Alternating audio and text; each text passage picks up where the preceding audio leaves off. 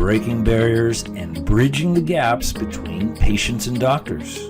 Welcome to Brainstorming with the Docs and your co-hosts, Dr. Glenn Harrison and Dr. Kolby Condos. All right, everyone, welcome back to this week's episode of Brainstorming with the Docs. I'm Dr. Kolby Condos, my co-host, Dr. Glenn Harrison, as always. How's it going, buddy? Doing good.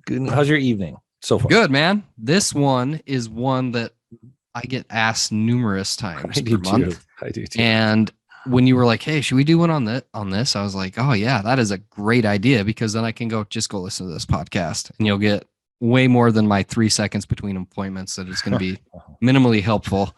And this will maybe shed some insight on that. So today we are talking about coffee, the good, the bad, and the ugly, right? What's good about it? What's bad about it? When we should use it and when we shouldn't. And some things to consider when you're selecting that nice big cup of Joe.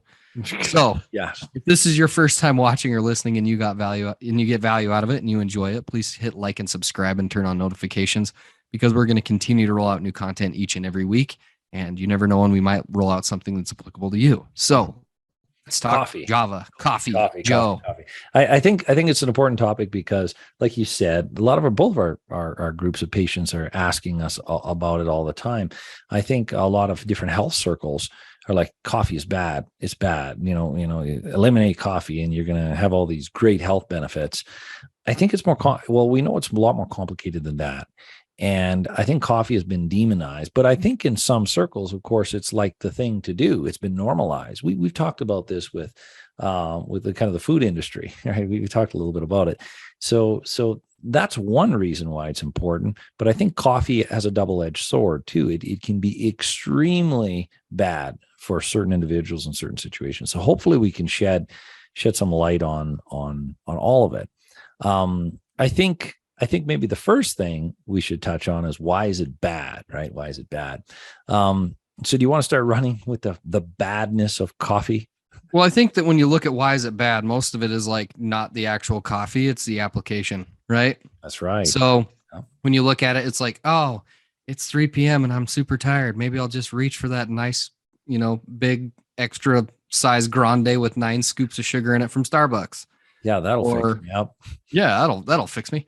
Is it used? It will, and the problem is it temporarily will. Yeah, it's a really effective Band-Aid. You know what I mean? Drug, yeah, it's a lethal drug.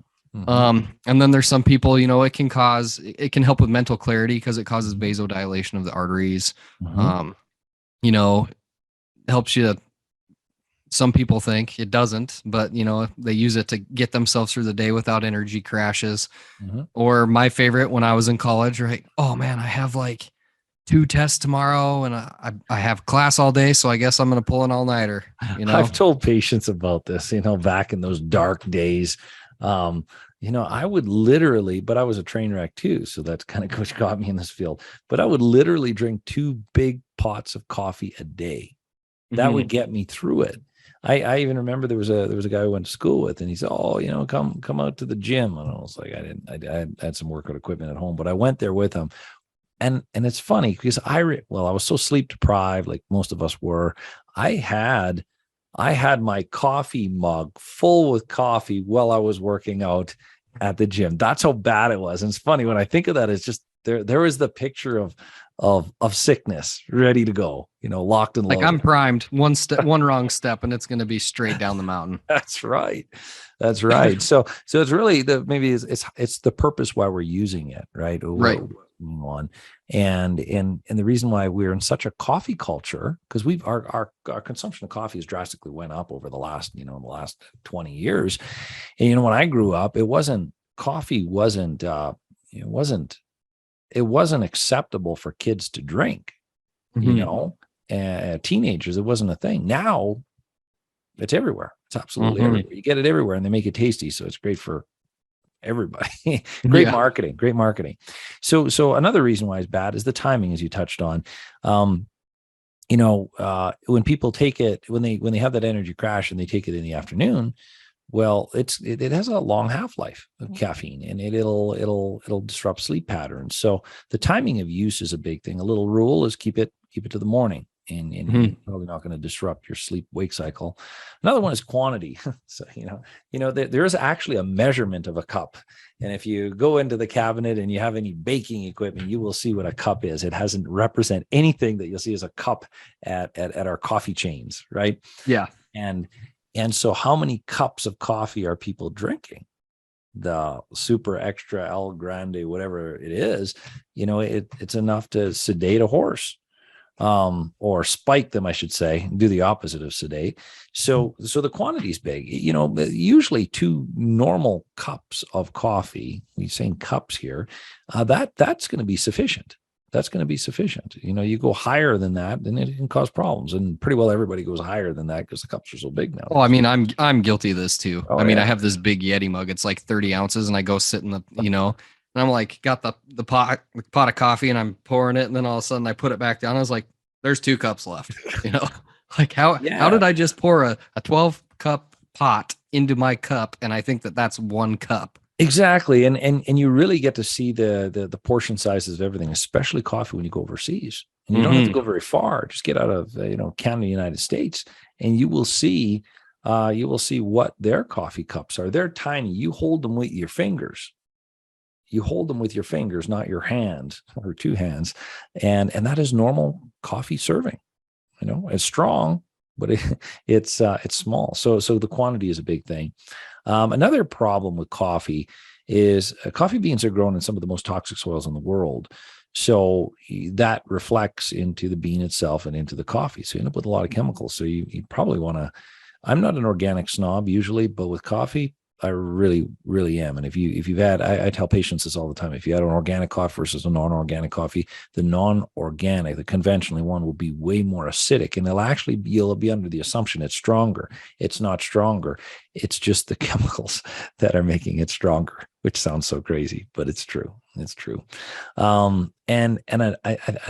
thing are certain disorders. And there's a lot of them. Maybe from a neurological side of it, what things do you see? I know Parkinson's is one of those that. Yeah, you don't want to drink a whole lot of it if you have basal ganglionic issues, for sure, because it can make some stuff worse, or it can make it worse. So, it can also, not even from like that, but you got to look at like hormone productions, like cortisol and stuff like that. So you have to look at how it's going to affect your hormones. You also have to consider, not only is it the actual physical properties of the coffee, but if you are dressing it up, we'll just say, you have to look at how that's going to affect you, like, your metabolism. You're going to have to look at how that's going to affect your blood sugar. You're going to have to look at, because let's be very real. I'm like the outlier in mine and my wife's family, where I drink it just black, and everyone else is like, oh, I'll take the Frappuccino or whatever. And you're like, that's gotta have like 23 grams of sugar in it. That's exactly right. And that's the way I was. I used to put every poison under the sun with my 2 pots of coffee a day. And that was literally the death of me. Then I found ways to dress up coffee without putting all the poison in it. Like there's all sorts of like MCT oils and cinnamon and a little bit of cocoa powder. Maybe some maple syrup. Yeah, maybe not really. I don't even do that anymore, but I needed that sweet kick. Now I don't, and it actually creates flavor. So, but not quite to the black point yet. But You'll get there. Getting closer. It's taking years. So yeah, the other health disorders like anemia, iron deficiency anemia. So the tannins in coffee suppress the iron absorption, so it'll only make anemia worse. If you're anxious, have enough coffee, that'll make it worse, pushing up sympathetics. If you have sweating problems like hyperhidrosis, you have coffee, it's going to be worse because it's gonna stress the adrenal glands out even more. If you have adrenal exhaustion, which a lot of people do that rely on caffeine and coffee to push them through the day, the adrenals are already compromised. You stimulate them with coffee, you're like, I don't know, you're wringing out I've actually, in my office, I grabbed this piece of paper and I crumpled it up and I said, here's your adrenal glands. And then I squeezed the paper, crumple even more. Here's your adrenal glands on coffee. So it just progresses the adrenal problem. So there's a lot of things, a lot of metabolic problems, a lot of, hematological problems like anemias and stuff like that it can aggravate. But here's the thing. is it the quantity?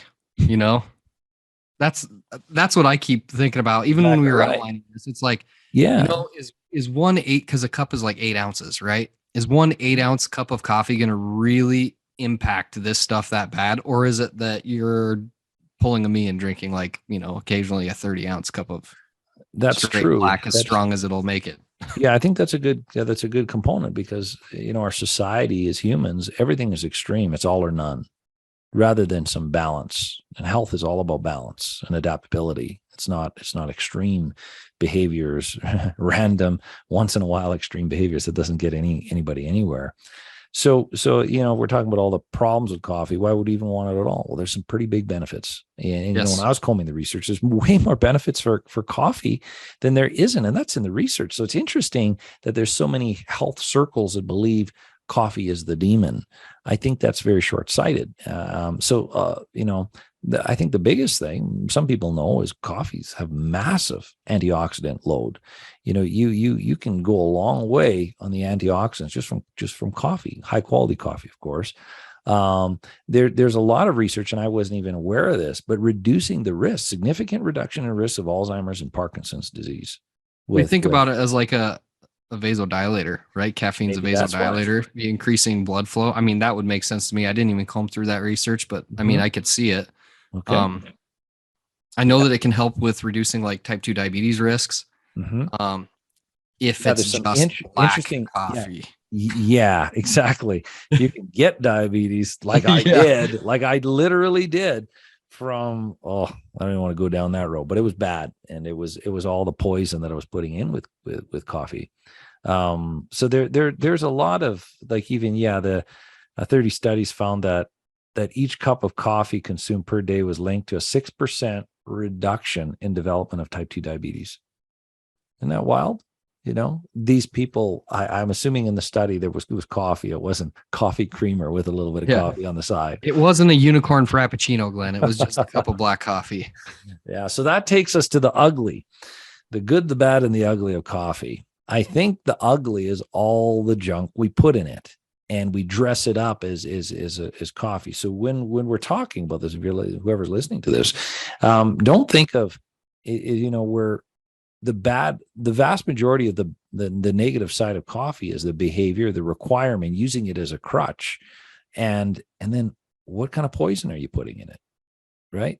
You know, even if I order, you know, if I go to the local whatever coffee franchise, and I'll order a coffee, and then I'll say, you know, maybe some almond milk or something. They look at me, what else would you like in it, sir? I'm like, that's it. That's all. So, you know, I don't need diabetes anymore.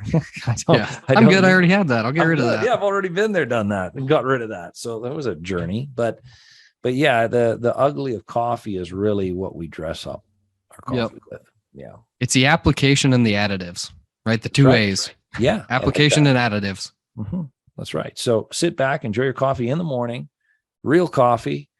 Try doing it black and or somewhat, and don't drink a gallon of it. And and nothing afternoon, right? 2 cups. Yeah, and you'll probably come out ahead. And even if it's like the ritual, that's the biggest, I think, part for me. It's like the ritual in the morning. Get up, try drink a cup of coffee. With tea. Try it with tea. It's not going to work. I tried that. Yeah. Try it with tea. That's like, no, that doesn't qualify. It just doesn't hit the same, you know? So, well, we hope you guys enjoyed this one. This one's kind of a fun one, something that we get asked quite a bit. So if you or your friends have questions on coffee, feel free to share the content with them. If you have questions for us or comments, you can drop a comment in the, below, or you can email us at info@brainstormingwiththedocs.com. You can get on our websites. Mine's northlakeschiropractic.com. Dr. Glenn's is drgharrison.com. Or just stay tuned, because we're going to continue to roll out new stuff each and every week. And it can be fun like this. It could be case studies. It could be a lot of other stuff. It could be dark. Like my coffee. Anyway. So stay tuned. We're going to keep rolling it out. So till next time, have a good one. Talk to you soon. Good. Bye-bye.